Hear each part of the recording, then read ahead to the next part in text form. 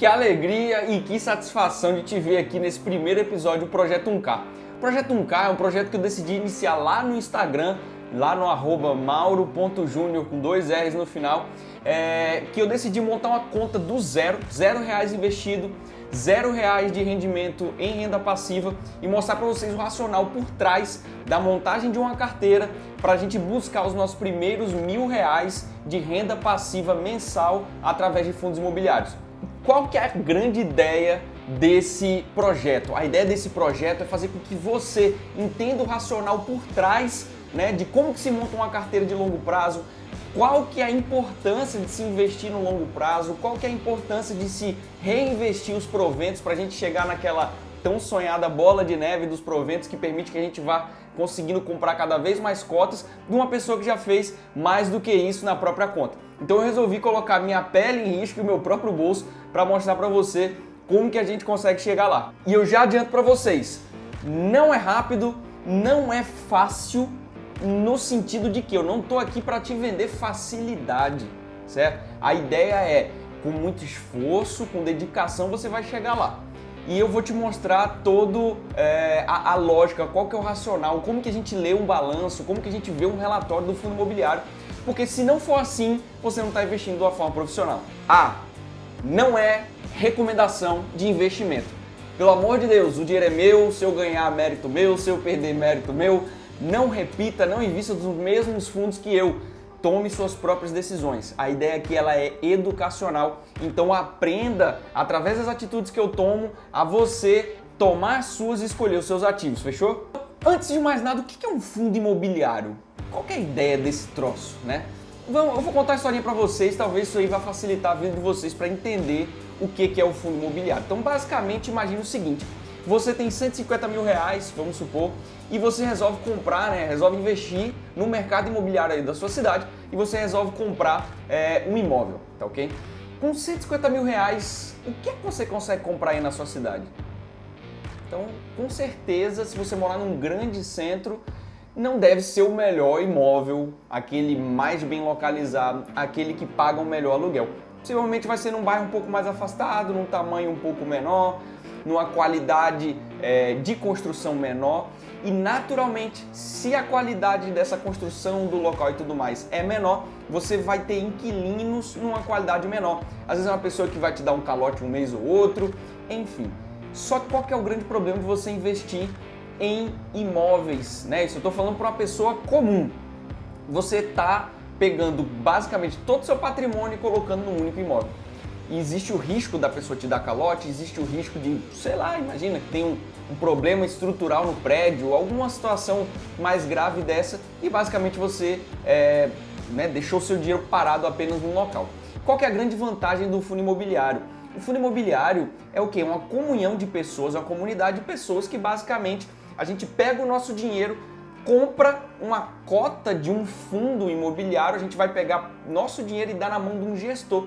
Esse gestor ele tem uma formação profissional, técnica, junto com a equipe técnica. E qual que é a grande questão da gente, qual que é a grande vantagem ali da gente colocar o nosso dinheiro na mão de um gestor? Ao invés de você pegar ali seus R$150 mil e botar num único imóvel, você pode pegar R$100, R$200 ou até mesmo seus R$150 mil, obviamente distribuindo em outros fundos imobiliários, diversificando.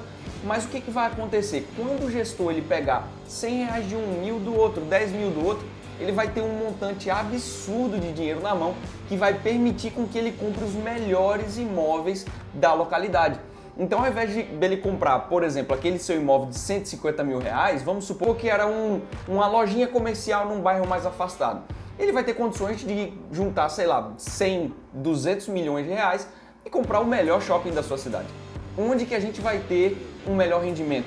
Onde que a gente vai ter um melhor aluguel? Onde que a gente vai ter melhores inquilinos?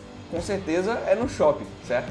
Então, basicamente, o fundo imobiliário ele faz isso. É uma comunhão de pessoas que coloca dinheiro na mão de um gestor e esse gestor ele vai fazer a alocação de acordo com a regra que está escrito no regulamento do fundo. Então, cada fundo tem uma regra.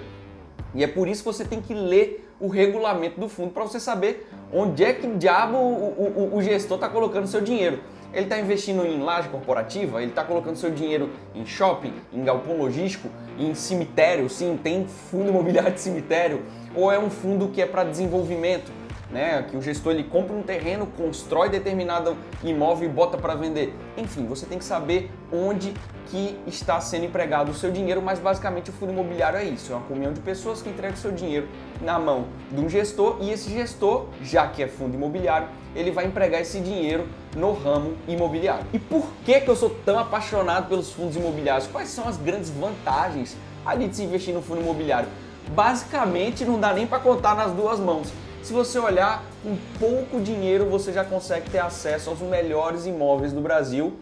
Com pouco dinheiro você já consegue diversificar muito bem, porque essa é uma das coisas que eu vou mostrar para vocês, mas há fundos imobiliários hoje que são donos de 5, 10 shoppings espalhados pelo Brasil, não é nem no mesmo estado.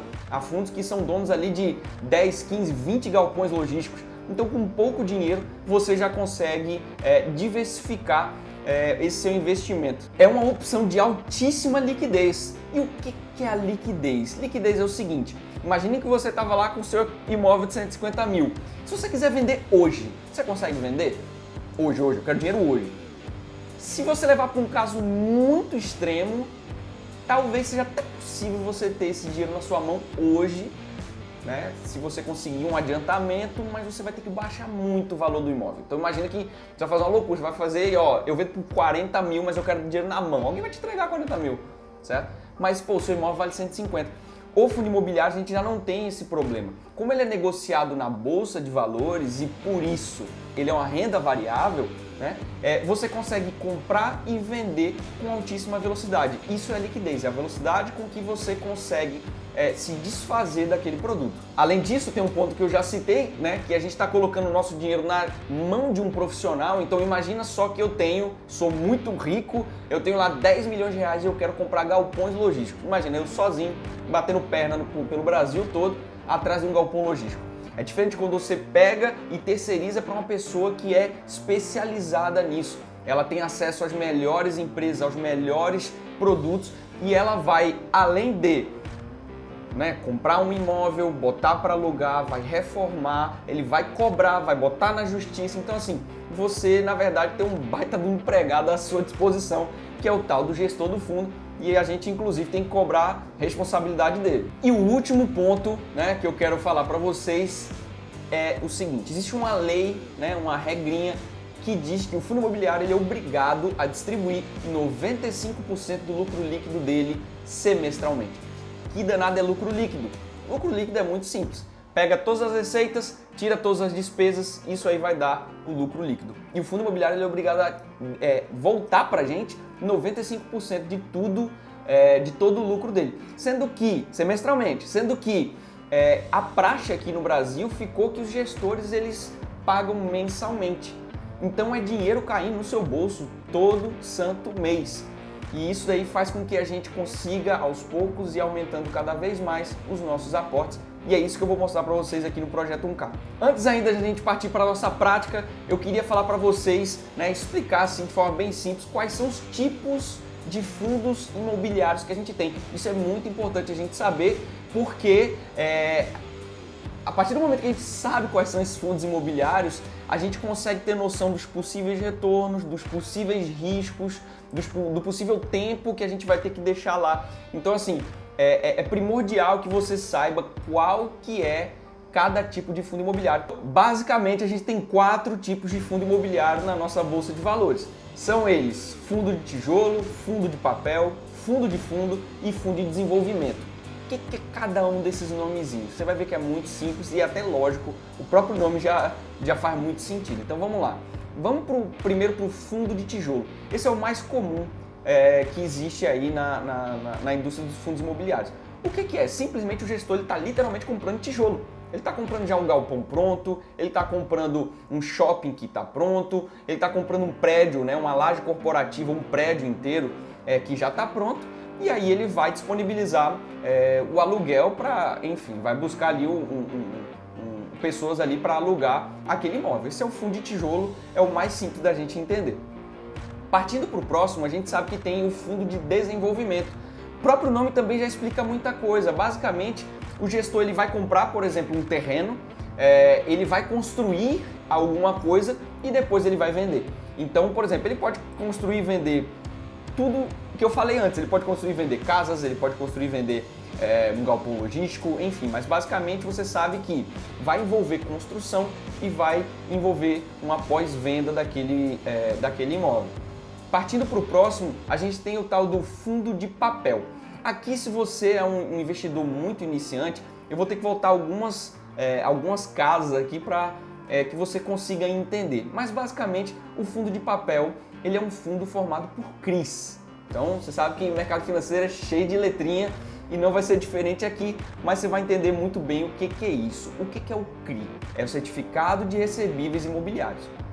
Então, antes, só para você ter uma ideia do todo, para um fundo imobiliário ser formado, né, todos os ativos dele têm que ter a ver com o ramo imobiliário. Então, sem antes você saber o que é um CRI, você já entendeu que mesmo um fundo de papel, ele é formado por CRIs, que é o Certificado de Recebíveis Imobiliários, e por ser imobiliário, sim, é possível os fundos imobiliários comprarem esse CRI. Agora, vamos entender o que é o danado do CRI.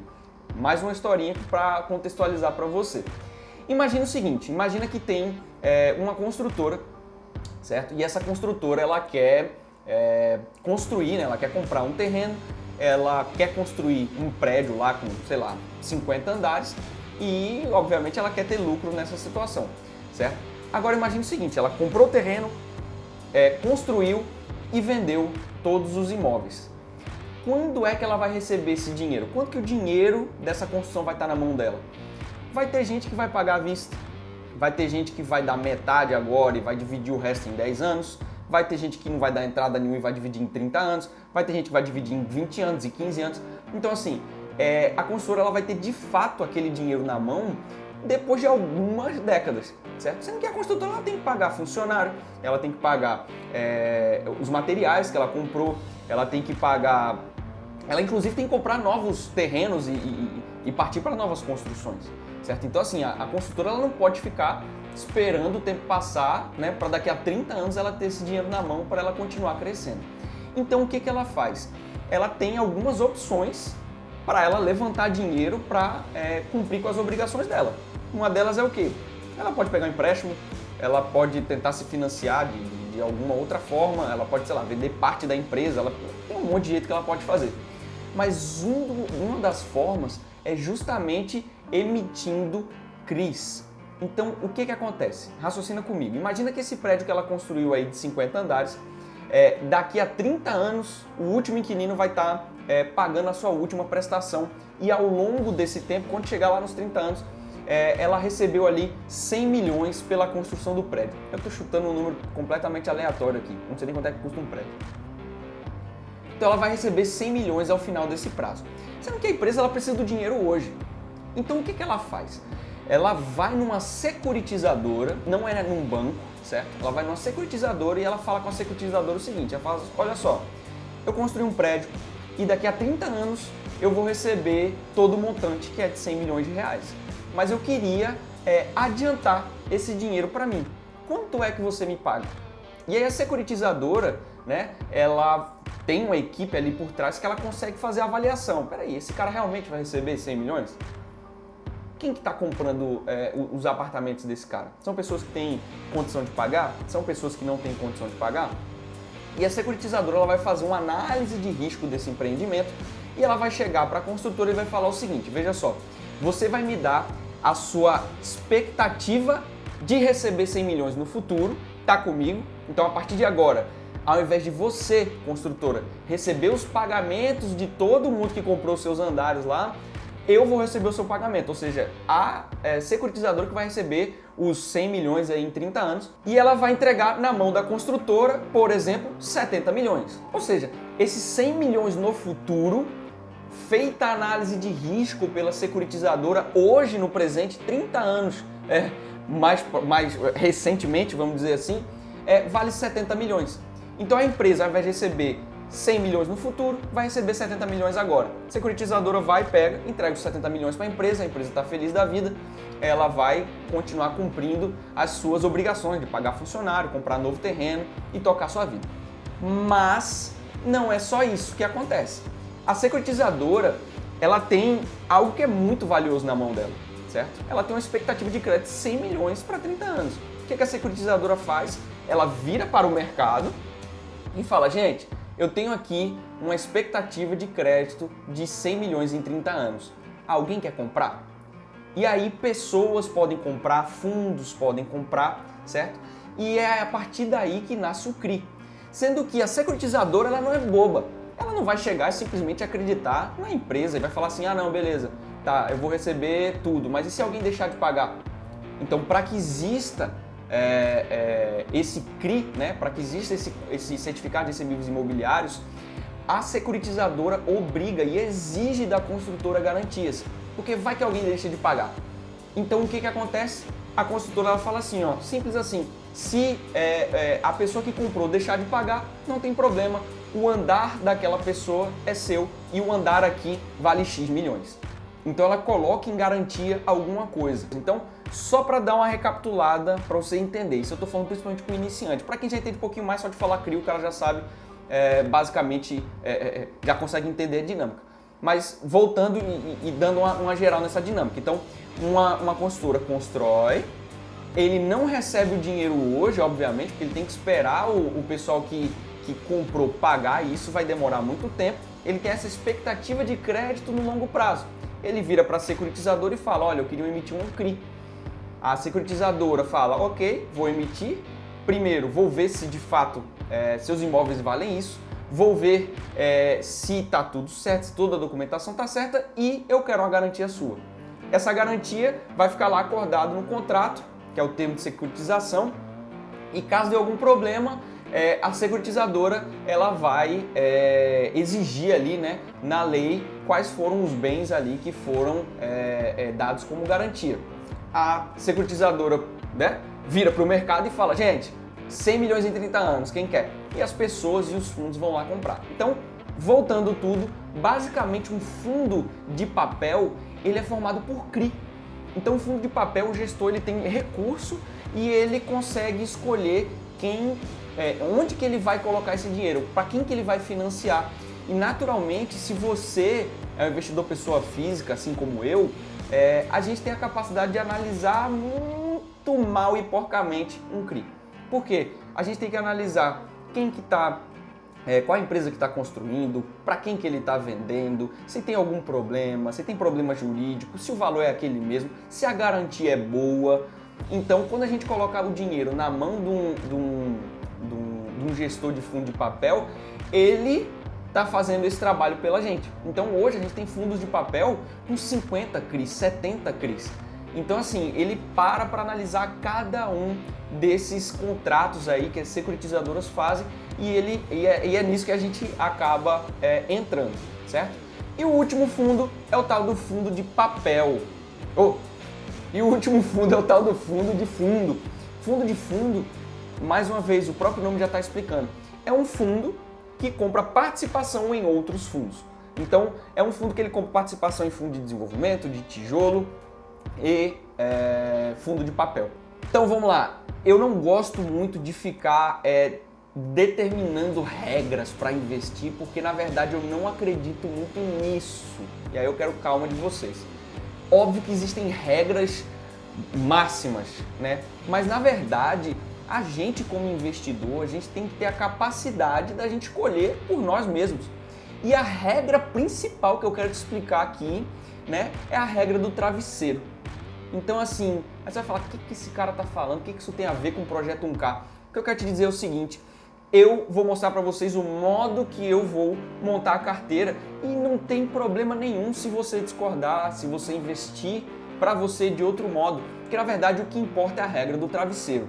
Tá investindo, tá dormindo bem, tá tranquilo. Você não pode dar um passo maior do que sua perna aguenta para você não ficar agoniado, ficar ali preocupado, com dor de cabeça, sofrendo por causa do investimento. Então assim, não existe o melhor fundo imobiliário, não existe a melhor técnica, não existe o o melhor método de precificar. Existem sim regras óbvias que são gerais ali, que você não pode fazer muita besteira, mas quando a gente começa a descer para o campo prático, né?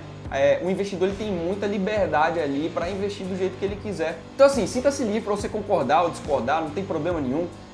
Desde que a gente não cometa nenhuma atrocidade aqui do mercado financeiro, a gente não vai cometer, fechou? Para o iniciante, agora ele já está um pouco mais localizado, ele já sabe onde que a gente vai colocar o nosso dinheiro, quais são os tipos de fundo imobiliário, e agora eu vou dar uma explicação um pouco mais prática de como que a gente vai montar o nosso investimento aqui, a nossa carteira em fundos imobiliários. Assim, para a gente partir para a prática, eu vou embasar para vocês algumas das ações que eu vou tomar a partir de agora.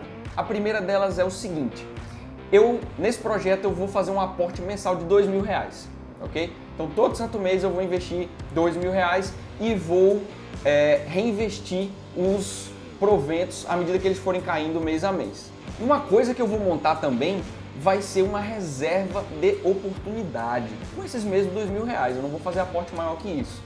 Para que serve a reserva de oportunidade? Como o próprio nome diz, caso aconteça alguma coisa nesse percurso, que é um percurso longo, que a gente tenha condições financeiras da gente aproveitar. E por que eu pensei em fazer essa reserva de oportunidade?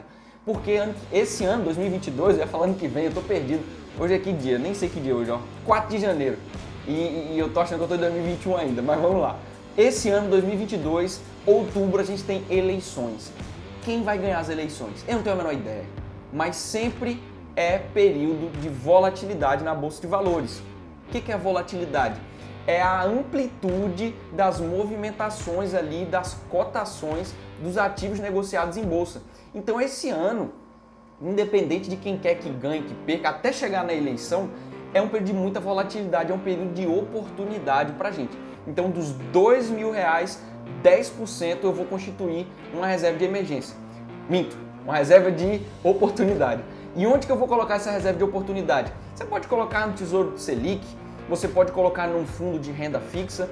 E eu abri uma conta, né, uma conta secundária aqui na minha corretora, e eu tô vendo que eu tô tendo problema para colocar, para investir aqui no Tesouro Direto. Eu iria de fato colocar aqui no Tesouro Selic, e até eu resolver isso daí eu vou colocar nesse fundo aqui de renda fixa, e eu vou explicar para vocês por que eu vou colocar nesse fundo de renda fixa.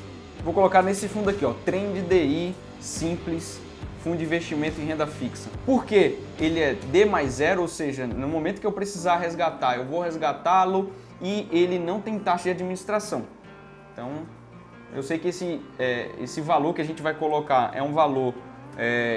bem, a gente não vai ter grandes rendimentos aqui, porque é renda fixa tranquilinha, né? Mas também não precisa aloprar, né? Então, não precisa pagar uma taxa de administração para ser ninguém. Olha só, R$100 aplicação mínima, D+0, ou seja, eu consigo tanto aplicar quanto resgatar no mesmo dia, desde que seja até as 14h30, e não tem nem taxa de administração, nem taxa de performance.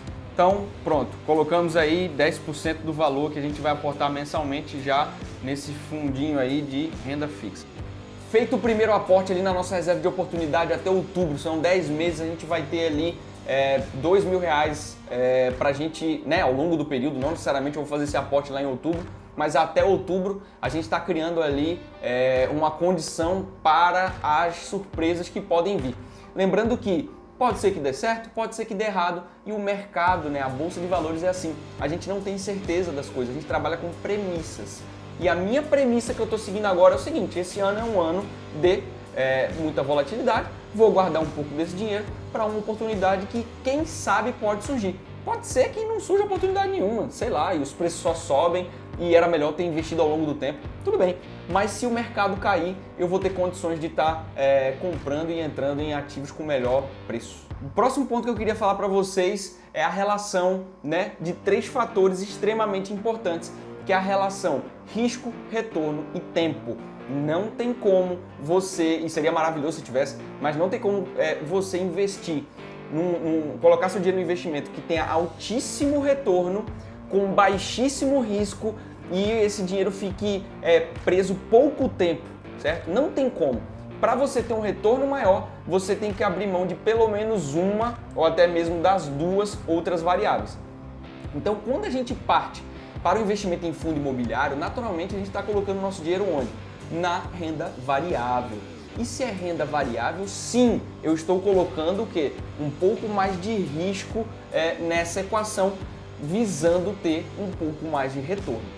Ok, então assim, se eu for colocar todos os investimentos numa ordem de maior risco ao menor risco, naturalmente a renda variável está em primeiro lugar e aí depois vai vindo outros e outros ativos até a gente chegar ali no tesouro direto, certo? Mas dentro do fundo imobiliário a gente também tem categorias de fundos imobiliários que são mais e que são menos arriscados. E por que eu estou te falando isso? Porque é com base nisso que a gente vai montar a nossa carteira aqui de fundos imobiliários. Então, raciocina comigo. Quais são os 4 tipos de fundo imobiliário que tem? Vai, responde aí, mentalmente.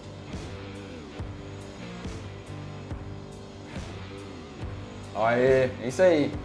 Papel, tijolo, desenvolvimento e fundo de fundo.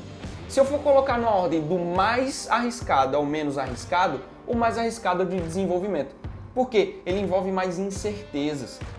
Pô, a gente está comprando um terreno para construir, para daí vender. Será que a obra vai atrasar? Será que vai chover demais e vai derrubar tudo? Será que alguém vai comprar? Tem mais incertezas. Então, o de desenvolvimento, ele é o mais arriscado. E se ele é o mais arriscado, a gente tem que exigir mais retorno, certo? Depois do desenvolvimento, a gente tem o fundo de papel.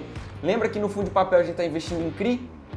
E o que é o CRI? É a gente financiando alguma outra empresa a fazer algum outro tipo de atividade. Quer seja uma expansão do shopping, quer seja a construção de um prédio, quer seja a construção de um galpão logístico, enfim. Mas a gente está dependendo de que um terceiro pague. Então, obviamente, existe mais risco, né, nessa operação do que simplesmente você ter o seu fundo de tijolo, que esse é o mais tranquilo de todos, que já existe o tijolo. Se a pessoa que está locando, ela deixar de pagar, tudo bem, você chega, manda ela embora, processa ela, cobra a multa e como o seu local é muito bom, o seu tijolo ele tem uma construção muito boa, naturalmente vai ser mais fácil de colocar alguém lá dentro. Então na ordem, né, do mais arriscado ao menos arriscado, a gente tem desenvolvimento, papel, fundo de fundo e tijolo. Baseado nessa questão que eu falei para vocês do mais arriscado ao menos arriscado, eu vou montar minha carteira como? Eu vou montar minha carteira com 60% em fundo de papel.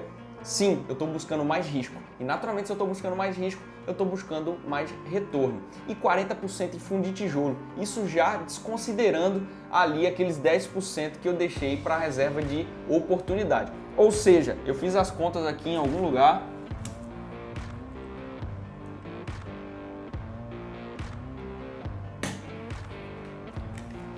E dos 1.800 que vão sobrar para a gente colocar, para a gente montar aí o nosso projeto, 60% disso dá 1.080 e 40% disso, que é o que a gente vai colocar em fundo de tijolo, vai dar 720. Então, basicamente, eu vou colocar 60% em fundo de papel e 40% em fundo de tijolo.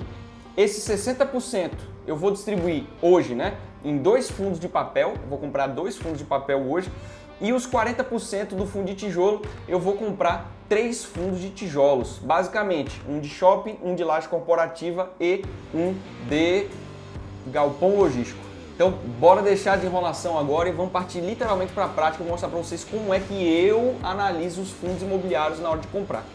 Então, antes de mais nada, eu queria mostrar para vocês esse site, que é o Status Invest. O Status Invest é um site que ele serve não só para ações, mas ele serve também para fundos imobiliários e serve para BDRs, tá ok? Mas a gente vai usar aqui essa busca avançada nos fundos imobiliários. Então o investidor iniciante ele fica muito hipnotizado aqui pelo dividend yield, né? Que é de fato que a pessoa ela vai receber, mas não é só isso que interessa, porque você pode estar comprando aquela bombinha chiando, você pode estar comprando alguma coisa que tem algum detalhe ali nas entrelinhas que ele está te pagando mais, mas ele está te pagando mais com algum problema. Então, dividend yield todo mundo quer ganhar, mas não é o principal fator que eu analiso. Vocês vão olhar aqui no fundo de papel, eu nem olho isso. Veja só o que eu utilizo. Eu basicamente coloco P sobre VP. O meu limite é 1.05. Cadê 1.05? Deixa eu escrever. Liquidez média diária de 1 milhão.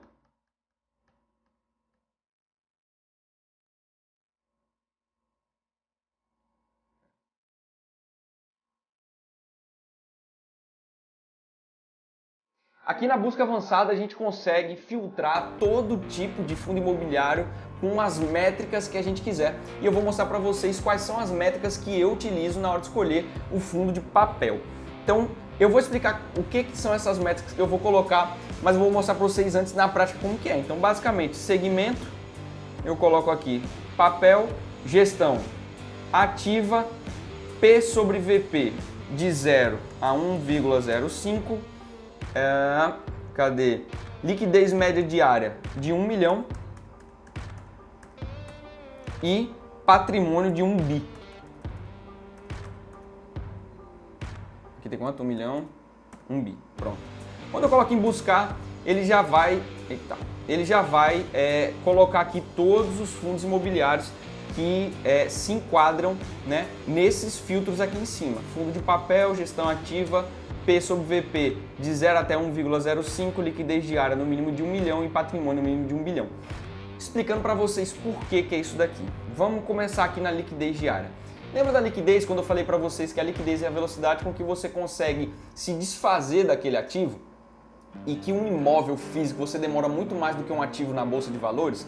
Por que eu gosto de colocar uma liquidez média diária dessa de 1 milhão? É coisa pra caramba.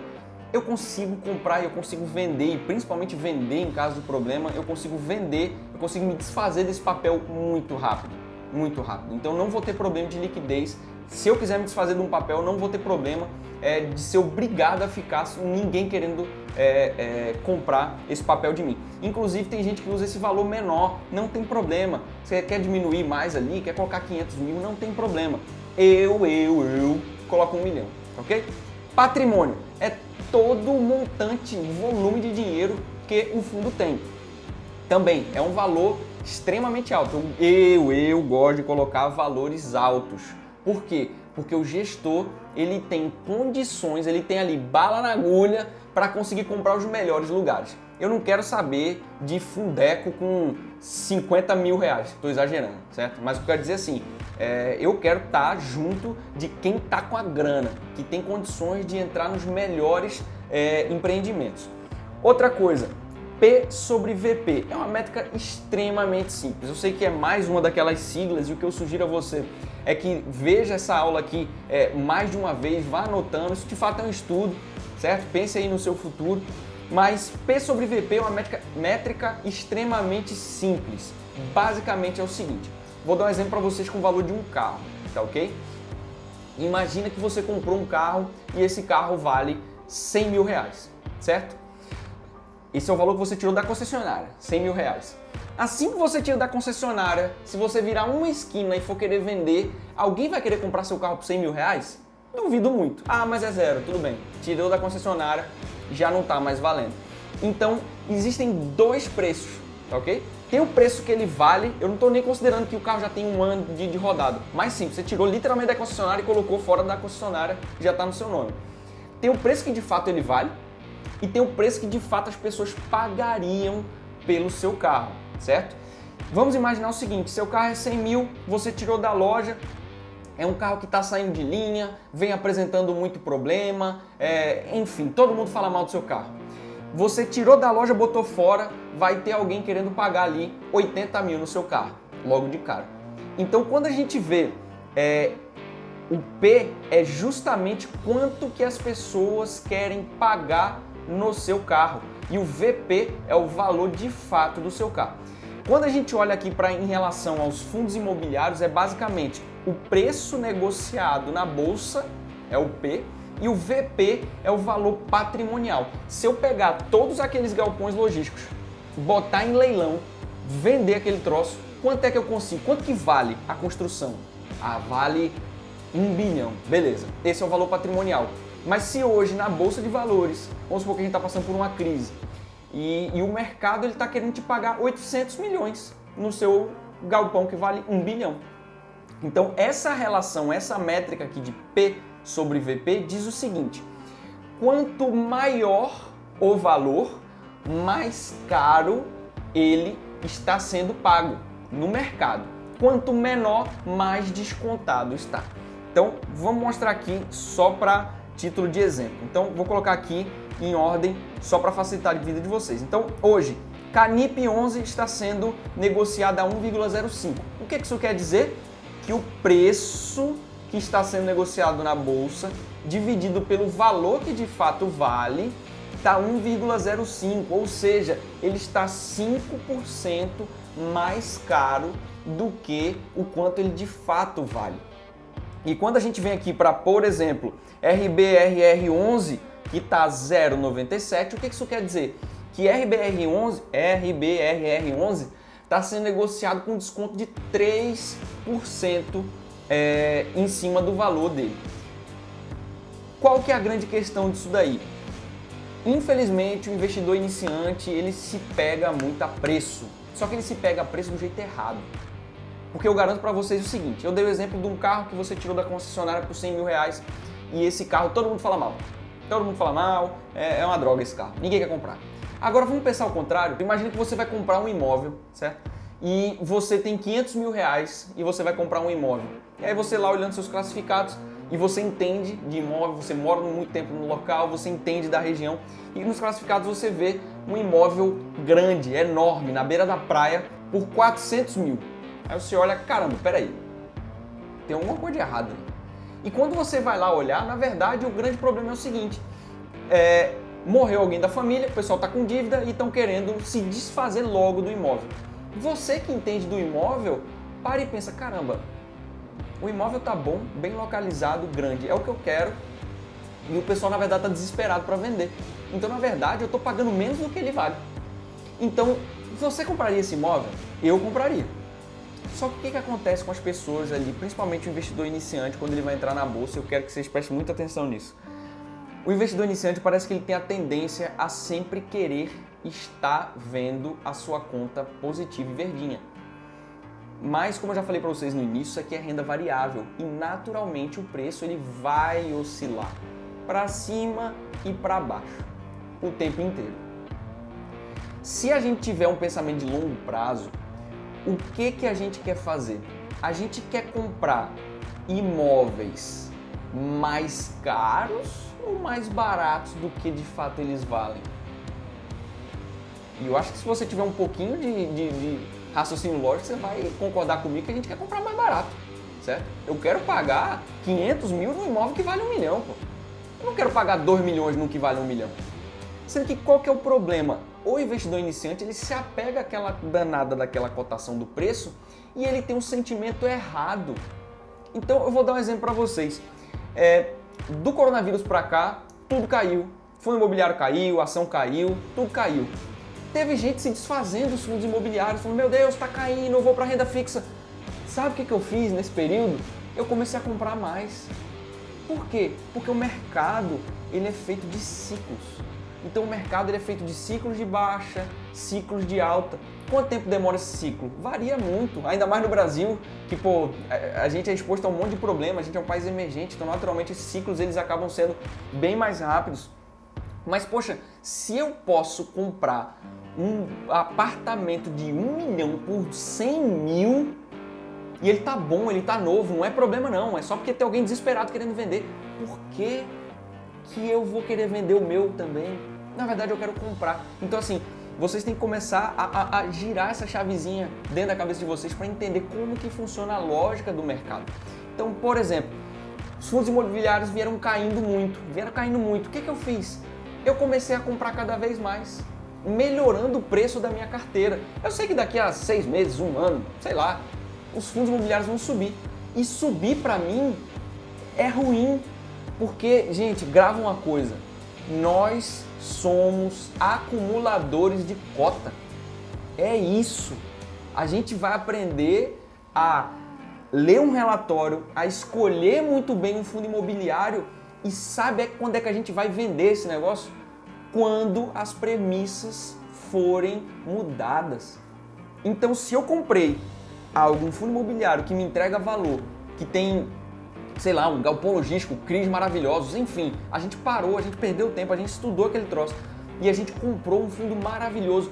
Se tá caindo, eu quero é mais, eu quero é tirar o dinheiro daqueles que são impacientes e trazer para mim que sou paciente. Warren Buffett já diz isso.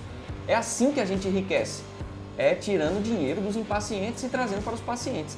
Então, quando um fundo imobiliário cresce demais, sobe demais, está muito caro, eu não quero comprar fundo assim, eu fico receoso. Eu começo a fazer cada vez mais caixa, ao invés de estar comprando cada vez mais. Então, por exemplo, ano passado teve uma situação que aconteceu também, que foi a votação ali qual que é o nome, meu Deus? Eles estavam querendo taxar, né, os proventos dos fundos imobiliários. Aí eu olhei e falei, tá, se taxar o provento do fundo imobiliário vai ser ruim, óbvio, né? Ninguém quer pagar mais tanto imposto, né? Já deu. Mas vai continuar sendo atrativo para mim? Vai. E muita gente começou a vender. E o que eu fiz no dia que saiu assim, ó, vamos votar? Os fundos imobiliários deram uma queda absurda para baixo. Esse foi um dia que eu também fiz mais aporte.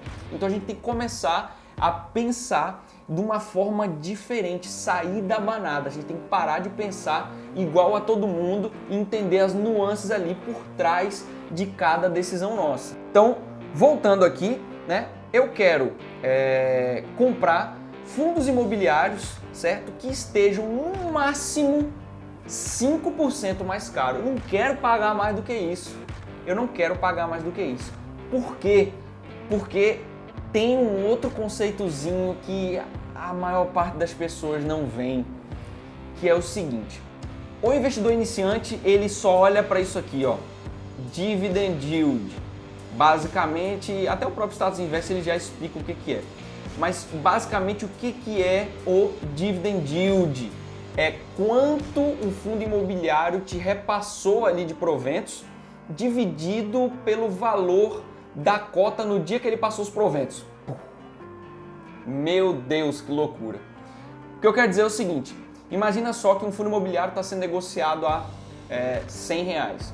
E no dia que caiu, no dia que o fundo imobiliário ele decidiu pagar os proventos, ele falou assim, ó, atenção mercado, mês passado a gente performou muito bem e cada cota do fundo imobiliário vai ter direito a R$1 de proventos, né, de dividendos. Quanto é 1 dividido por 100? 1%. Isso é o dividend yield.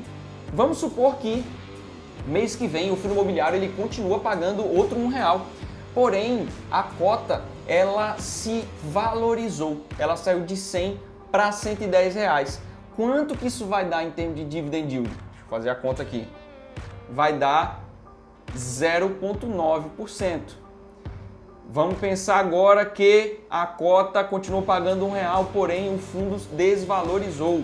Ele caiu ali para R$90. Quanto é que eu vou receber?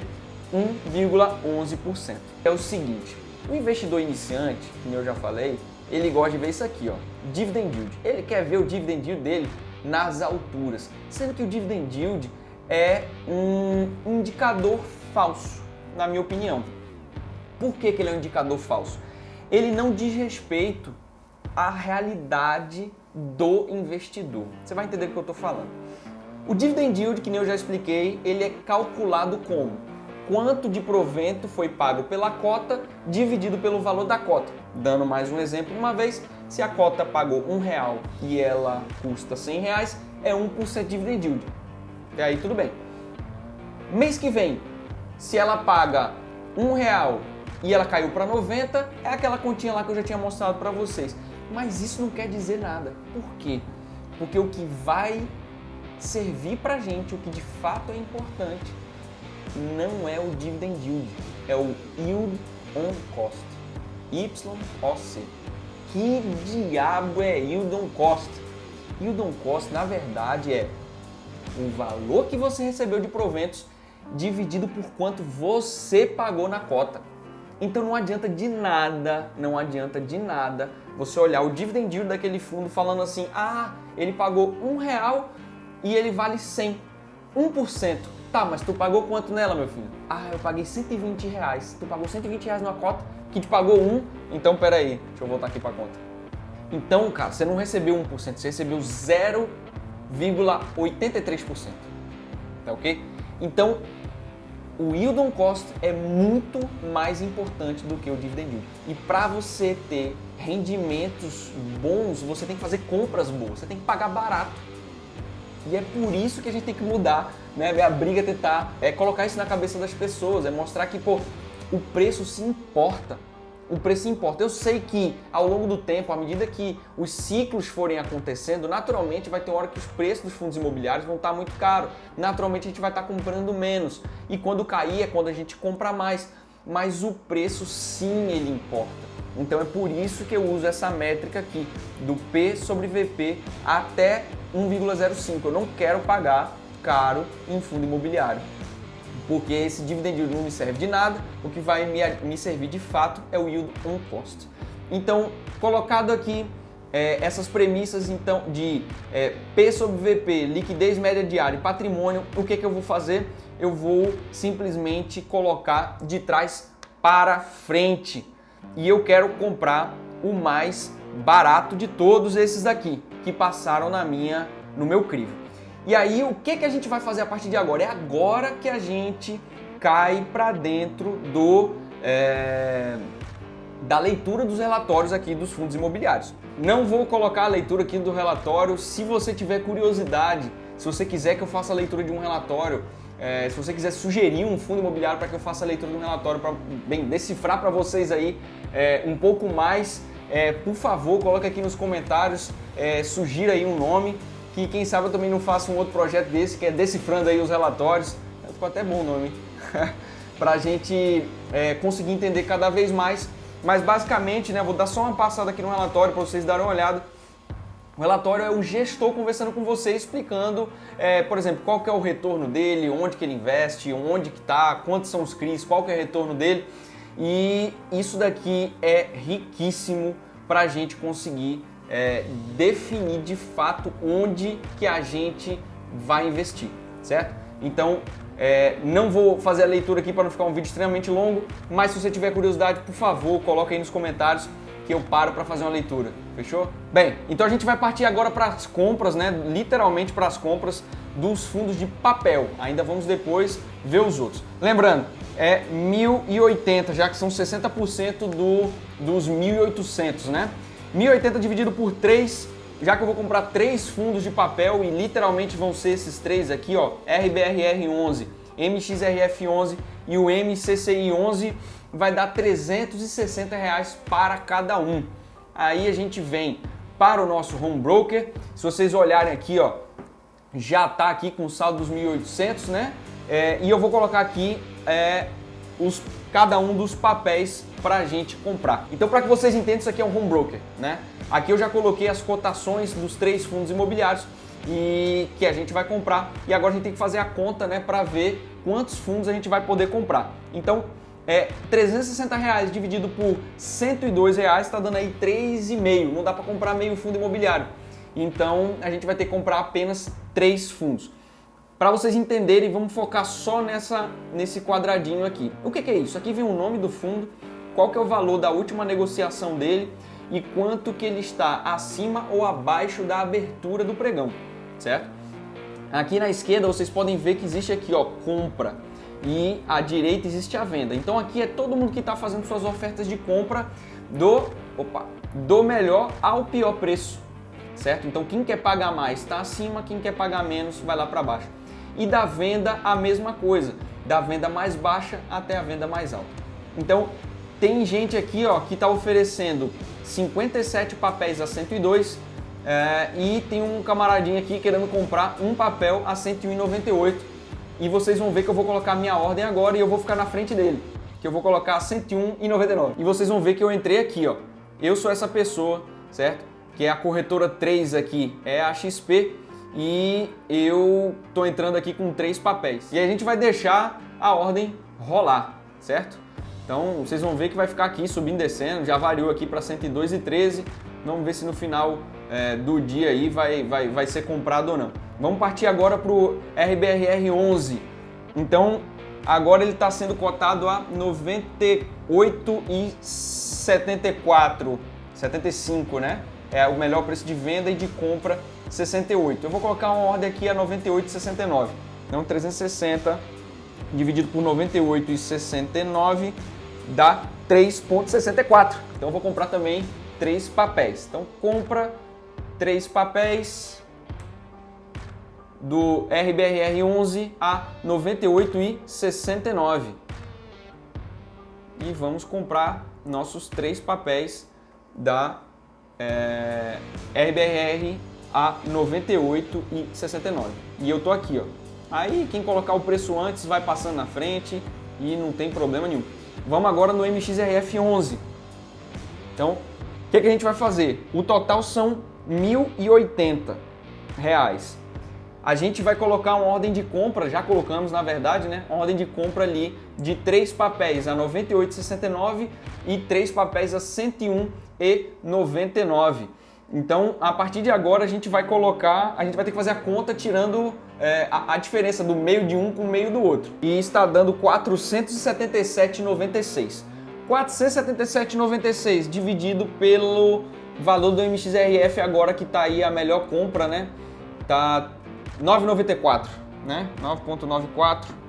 Tá dando 48,0 alguma coisa MXRF. Então a gente vai colocar aqui para comprar 48 MXRF a 99,94 para hoje. Então coloco aqui para enviar a ordem e aí a gente vê que já foi fechado na íntegra porque o valor que eu coloquei foi o mesmo valor da melhor venda. E olha só, o RBRR11 também foi comprado, né, a 98,69, enquanto essa outra criatura está aqui esperando.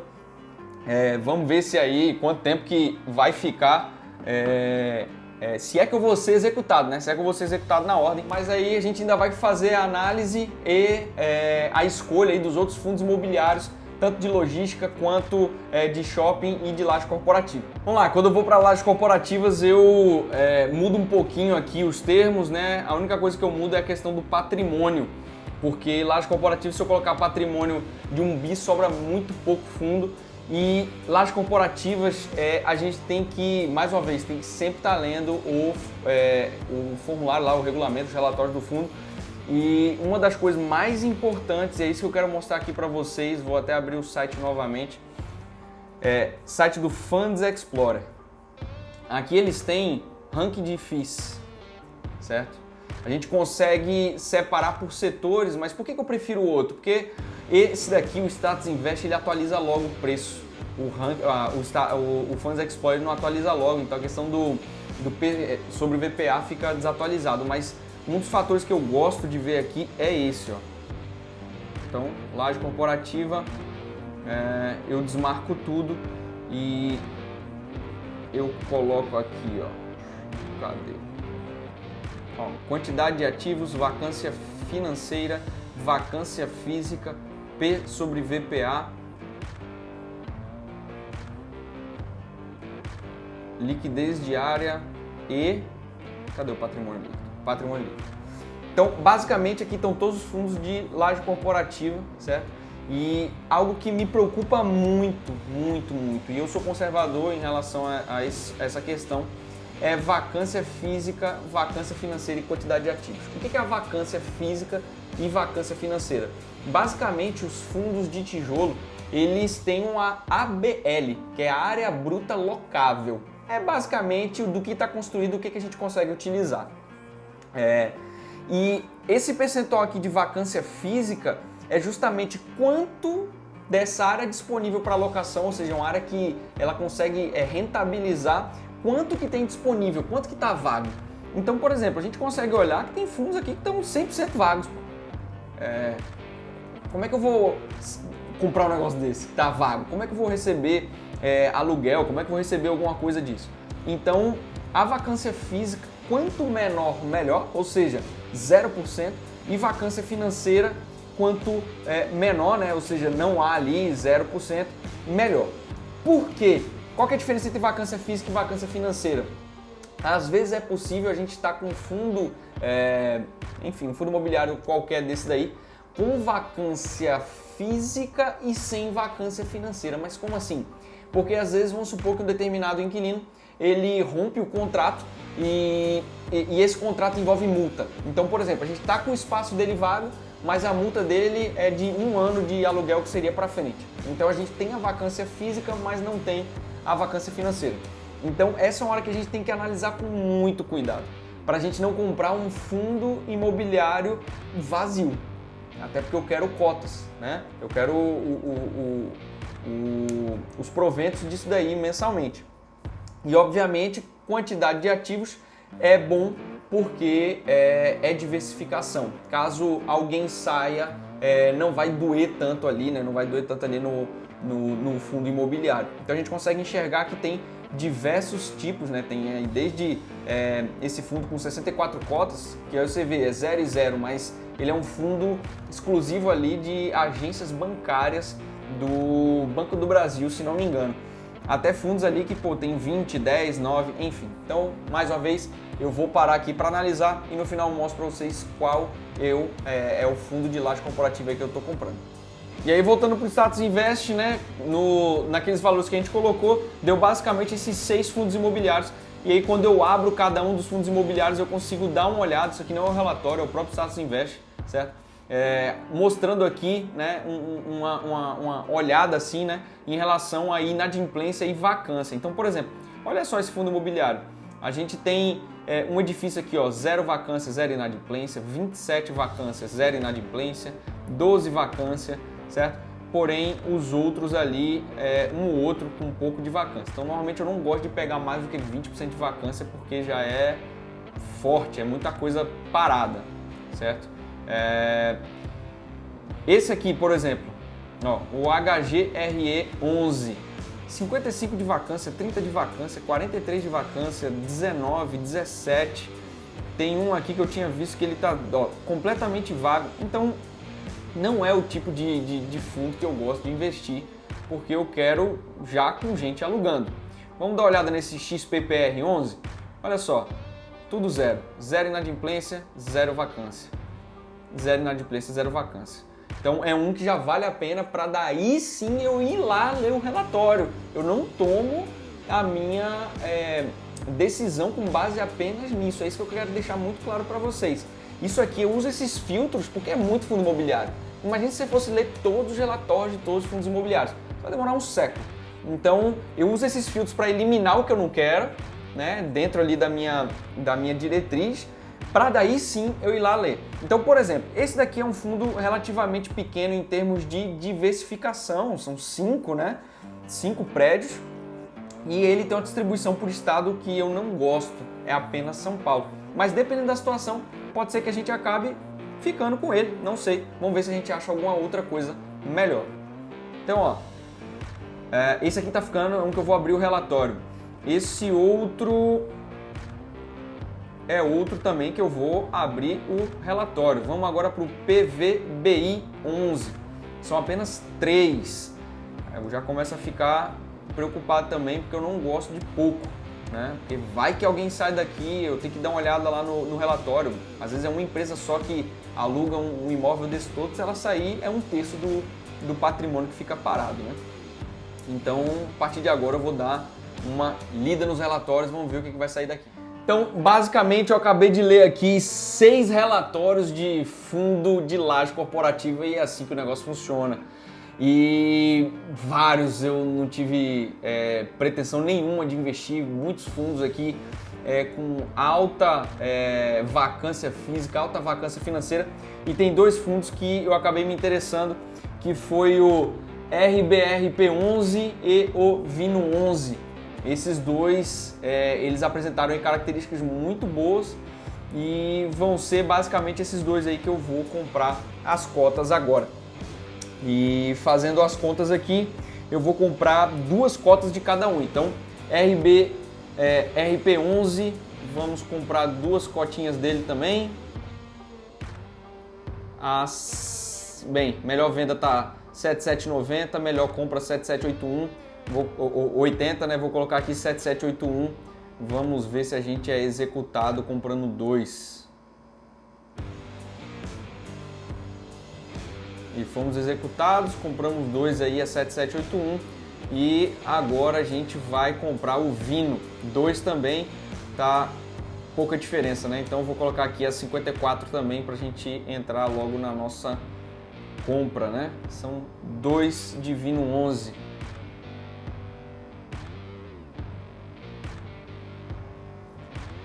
E agora a gente vai partir, bem, o MCCI 11 ainda não foi executado, vou até deixar ele aqui, MCCI 11, para a gente ficar de olho nele. Subiu bastante, mas vamos deixar aí. Agora a gente vai olhar qual vai ser o galpão logístico que eu vou comprar. E galpão logístico tem uma característica muito interessante porque ele tem que estar próximo, né? Cada fundo tem uma característica importante que você tem que ver. E as dos fundos de galpão logístico é que eles têm que estar próximos de locais de distribuição. Então os e-commerce hoje em dia, eles têm optado muito por fazer como se fossem pontos de depósito avançado para agilizar na entrega. Então quando a gente vê em São Paulo, Rio, BH, normalmente existem cinturões que são levados em consideração. Então são cinturões ali de 10, de 20, né? São raios de atuação de 10, de 20, de 30 quilômetros. E quanto mais próximo desse raio, melhor localizado mais caro o aluguel e mais a gente ganha. Vou dar uma olhada aqui também nos fundos logísticos. E o que a gente vai fazer aqui no fundo logístico é a mesma coisa. A gente volta aqui para o nosso Status Invest. Vamos colocar aqui, cadê você? Industriais e logísticos. E vamos fazer a nossa filtragem. Lembrando que eu não quero pagar nada caro e também sempre dou prioridade aí à liquidez diária e ao valor patrimonial. A partir daí a gente coloca em ordem decrescente, né, do valor patrimonial. E o que a gente vai fazer agora? Ler relatório para achar aquele que se adequa a estratégia que eu quero traçar aqui para a gente fazer a nossa carteira de fundo imobiliário. E por último, eu parei aqui para dar uma olhada em todos os fundos imobiliários aqui, nesses 6 relatórios, e eu vou comprar justamente esse daqui, que é o GGRC11. Ele muito bacana, muito bom e melhor ainda, né? Tá com desconto enorme, tá com 14% de desconto no valor em relação aí o seu preço ao valor patrimonial. Ok? Então agora a gente tem mais 240 para comprar e o valor dele está em 114, ou seja, a gente vai conseguir comprar 2 cotas dele. Vamos lá, melhor preço de compra, né? Tá a 114,63, da venda 7,6 centavos, vou colocar aqui 64 para a gente ser executado logo. Então 114,64. Vamos ver quando é. Bem, agora é basicamente deixar acontecer. O MCCI 11, bem, já aconteceu. Agora é só deixar o MCI 11. Vamos ver se a gente vai ser executado, senão deixa eu até dar uma olhada aqui no valor dele, né?